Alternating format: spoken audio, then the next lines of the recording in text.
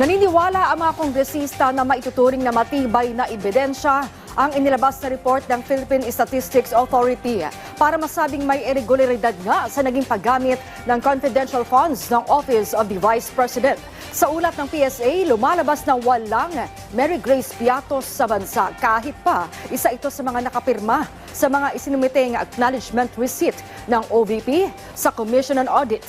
Yan ang ulat ni Melales Moras.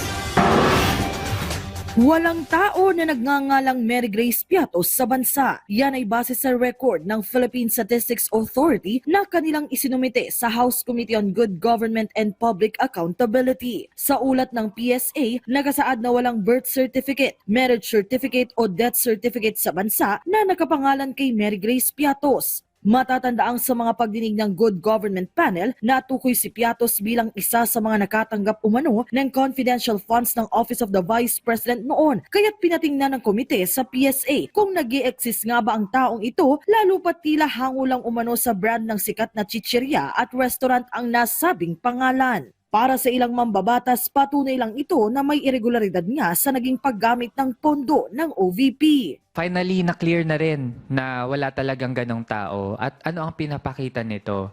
Na ang mga opisyal sa Office of the Vice President, led by no other than Sara Duterte, ay nag-imbento ng mga resibo para madepensahan yung hindi tamang paggamit ng confidential funds. Kung merong kamalian sa isa, siguro it gives us reason to also anticipate na baka spurious din yung iba. At kung spurious ito on a large scale, baka nga umabot tayo sa technical malversation. Ayon kay Good Government Committee Chair Joel Chua, gagamitin nila ang report ng PSA sa mga susunod nilang hakbang. Siguro magiging next step namin is baka pati yung iba, papa-check na rin namin yung ibang mga names na madidiscover pa natin. Pina-check na rin namin, humingi na rin kami ng tulong sa NBI to check yung mga signatures. Like for example, yung signatures nung Kokoy Villamin.